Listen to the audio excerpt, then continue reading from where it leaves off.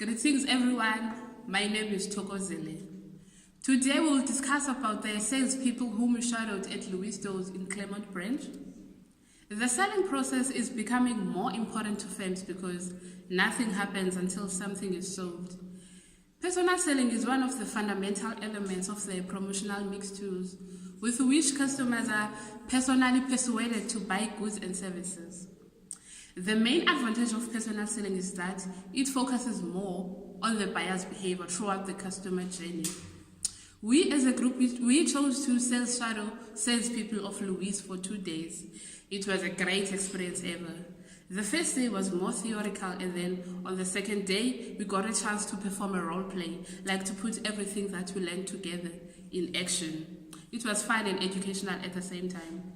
Louis is one of the leading credit retailers that sells furniture and household appliances to the customers.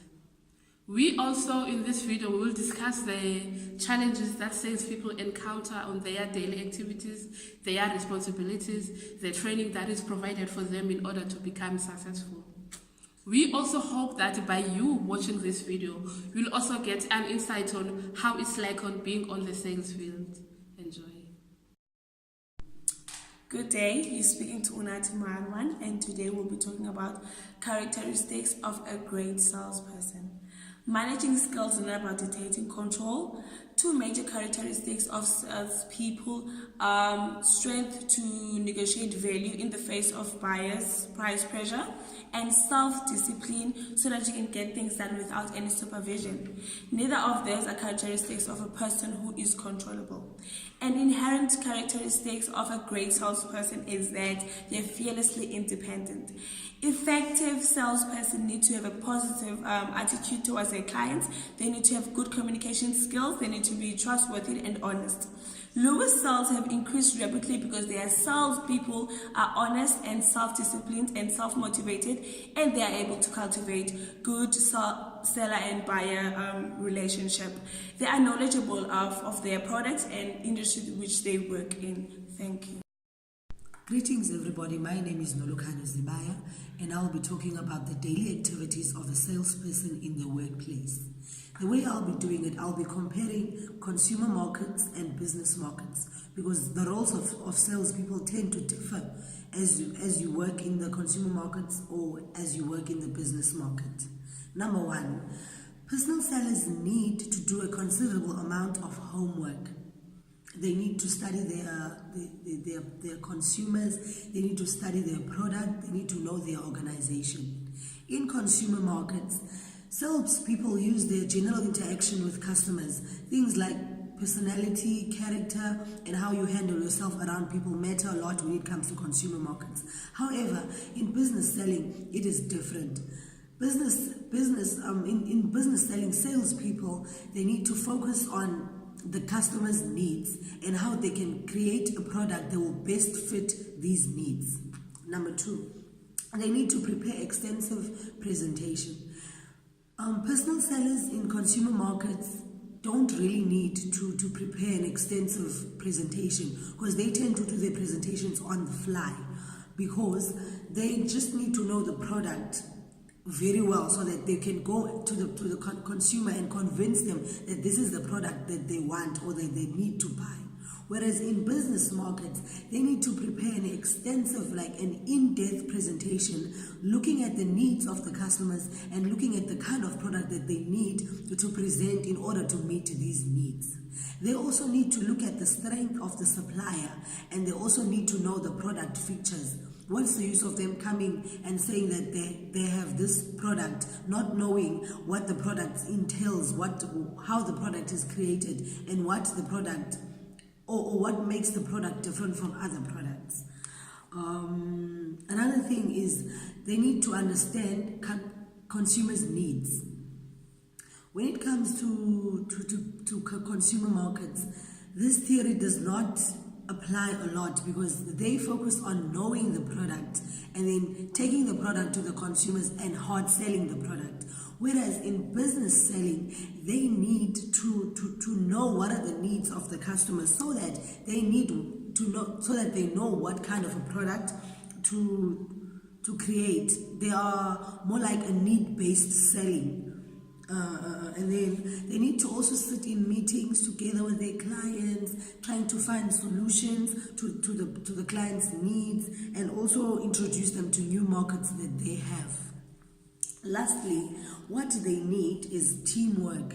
In consumer markets, personal selling is a very, very lonely task.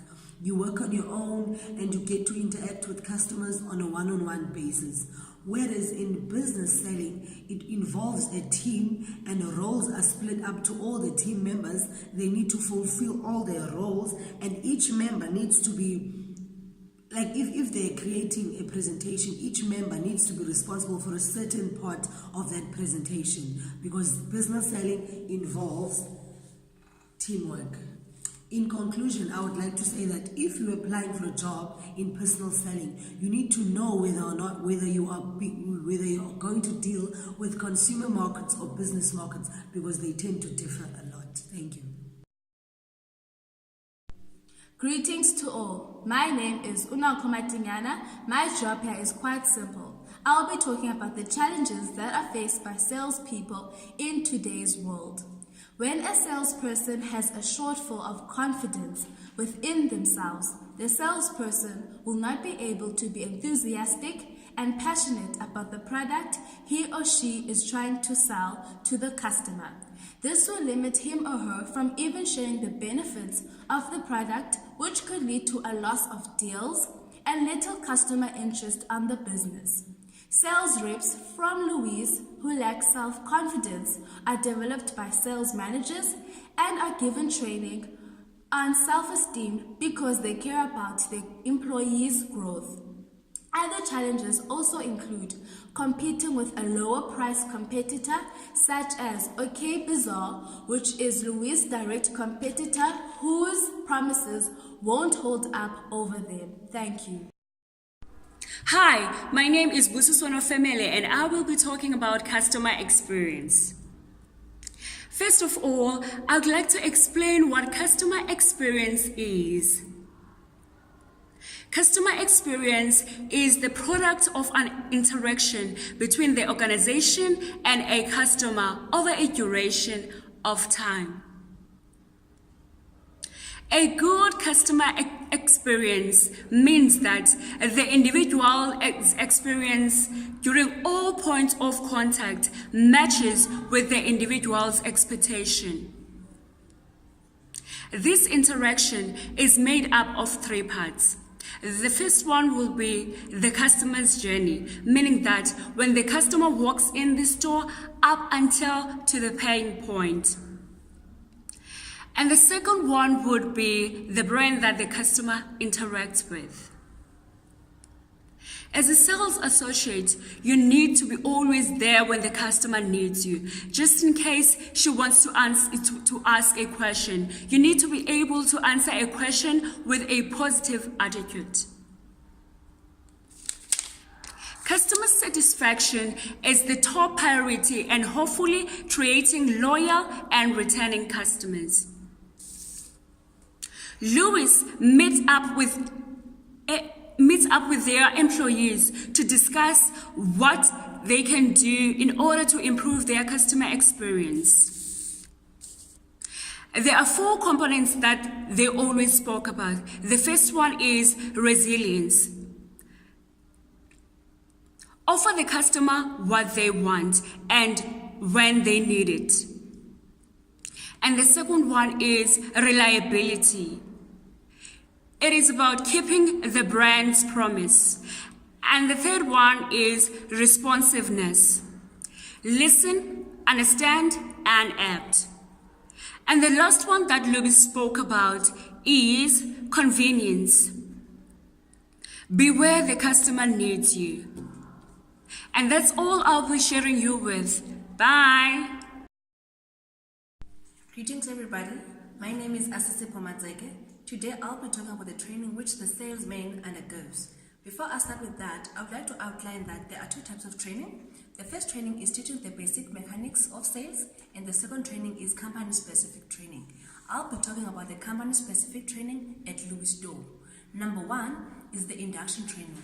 The induction training is to familiarize the salesman with the organization, its goals, and its policies. Number 2, there's in-house training. It refers to the training given to a salesman within the organization to know everything about the organization itself.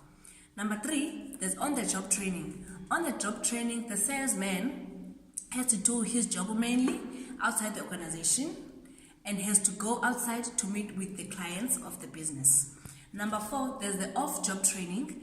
The trainee salesman may also be put on a setting center where he will do every practicals of a salesman. Number 4, there's classroom training. The salesman will assemble in a particular place during the training period. Then number 5, there's a role play. The role play is where you get into action. You get to get a customer, and then the salesperson, which is experienced, has to see if you know how to deal with a customer in a particular situation where a customer needs this and that, and then you have to know and you have to be confident. Those are the training that you need to do, which is the very important part of the training, the role play training. Thank you.